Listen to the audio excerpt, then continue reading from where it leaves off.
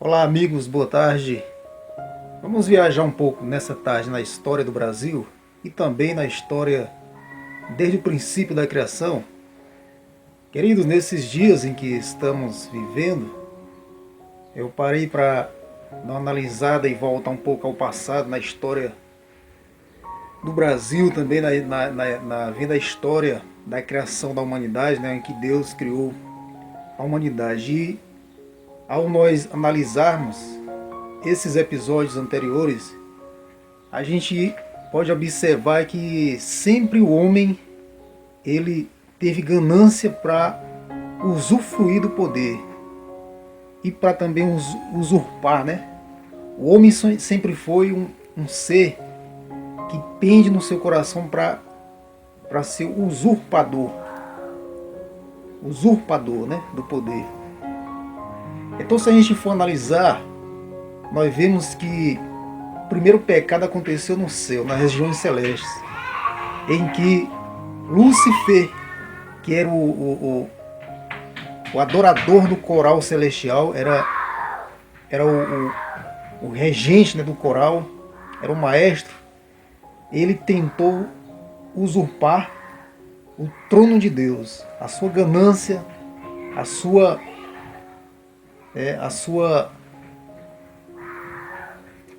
ambição de querer tomar o lugar de Deus, né, o Todo-Poderoso.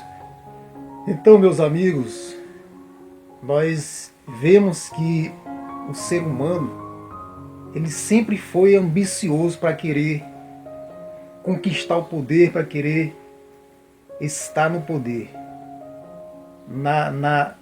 Sempre ainda do período do reinado, né, dos reis, nós vemos no período de Nero que ali havia muitas conspirações contra os reis daquele período, né, pessoas que tinham ambição, que tinha raiva, né, pessoas da própria família ou pessoas que faziam parte, né, do reinado ali no palácio.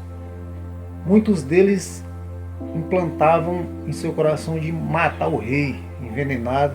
É tanto que os reis daquele período, pessoal, para eles provarem o vinho, antes eles tinham lá o copeiro, né, que eles provavam o vinho antes do rei beber. E se a gente for analisar na Bíblia, né, Neemias era o copeiro do rei. Ou seja, antes que o rei provasse do vinho, Neemias ele tinha que provar antes, né, do vinho. Então, ó, naquele período de Nero ali, o imperador Nero, ali já havia muitos rebeldes, né, que se rebelavam, queriam matar os reis. Daí pra cá, se a gente for estudar a história do Brasil, a gente vê, né, no período de Dom Pedro II ali, em que a família real é expulsa do Brasil, né, tem que voltar a Portugal, e daí implanta-se a República no Brasil, né. No período lá de Getúlio Vargas, houve conspirações entre os militares, né, houve crise política ali para eles tentaram dar golpe, né, eles tentaram dar o golpe militar ali no período de Getúlio Vargas. Pressionou tanto o governo de Getúlio Vargas que ele não aguentou a pressão e se matou. Getúlio Vargas, ele se matou com revólver, né, um tiro de revólver. Daí então, queridos amigos, Juscelino Kubitschek assume o governo, também mandam matar ele também, né, que simularam que foi um acidente de carro, mas eu creio que foi tudo planejado. Depois, nos anos 60, entra o presidente Jânio Quadros com o vice João Goulart.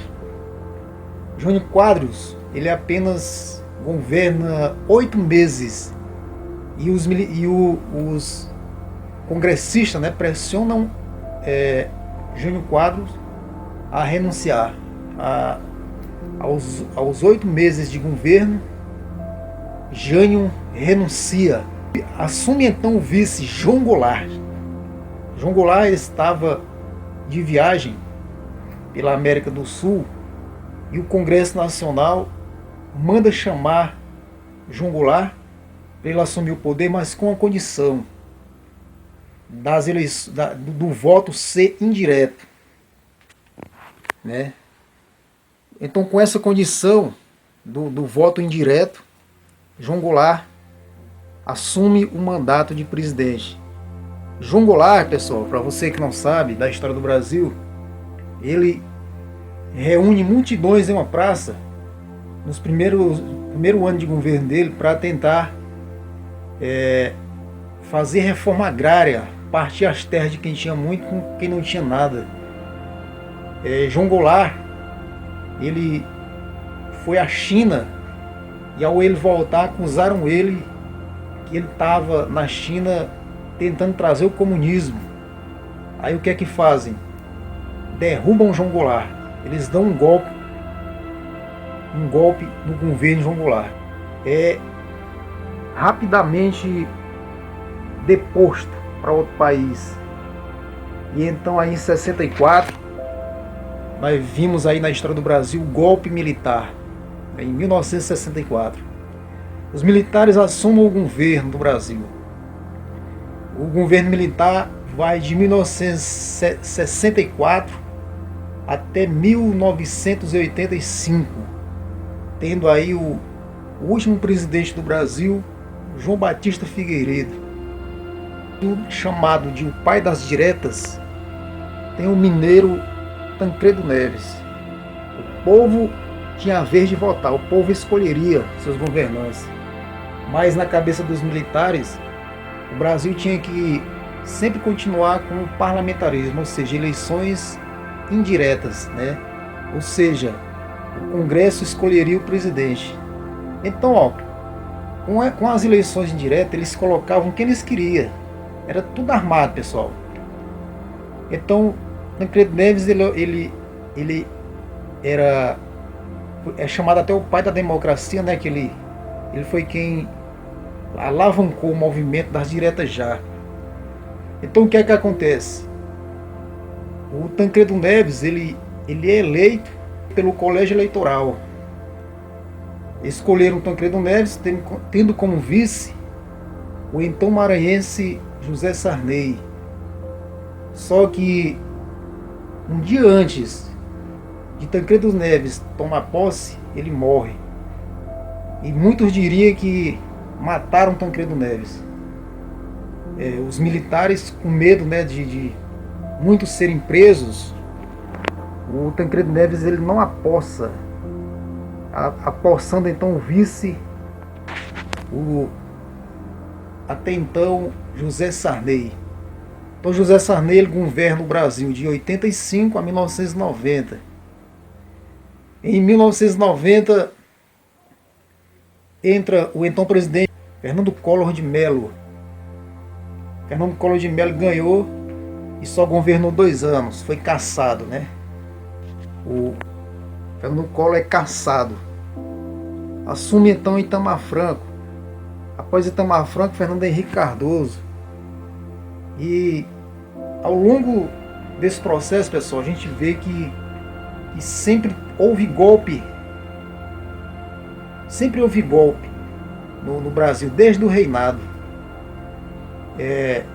Sempre na história do Brasil que surge uma pessoa com a visão de socialismo, ou seja, de ajudar os mais carentes, com essa visão de reforma agrária, com a visão de ajudar os mais vulneráveis, sempre a ala mais rica teve o propósito de derrubar esse presidente. Foi assim com Jânio Quadros, que era a favor da família.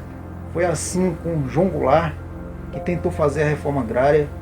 Foi assim com muitos presidentes, né? Tancredo Neves. Foi assim com o próprio Lula também. Sempre houve golpe na conspiração dos governantes. Sempre a ala política, né, colocou em seu coração de derrubar os presidentes, né? E a história do Brasil é bem ampla, tem coisa que nós não sabemos, né? As verdades nós não sabemos. Tem muitas coisas ocultas que nós não sabemos da realidade. Vai chegar um dia que tudo que é oculto vai ser trazido à tona. O grande julgamento final vai ser o evento mais longo de toda a história da humanidade. O próprio Jesus, né, irá aí fazer aí no dia do grande juízo final, né, que tudo vai ser colocado em claras. Eu creio que no dia do juízo final vai ter um telão ali e que irá passar o nosso passado, em que muitas coisas ocultas que nós não sabemos vai ser posto ali, que nós fizemos de bom e de mal. Então, gente, a história do Brasil é isso. Tem muitas coisas que nós não sabemos, né? Que fizeram as ocultas, né? E muita coisa que precisamos saber ainda da história do Brasil. Então, resumindo, o ser humano, o homem, ele sempre pendeu em seu coração de ser um usurpador, né, do trono, com suas ambições de derrubar, com suas ambições de conquistar o poder. E é isso aí, gente. A história do Brasil tem muita coisa que não sabemos, mas um dia a verdade virá à tona. Ok, um abraço para todos. Fiquem todos. Tenham todos uma ótima tarde. É isso aí, pessoal.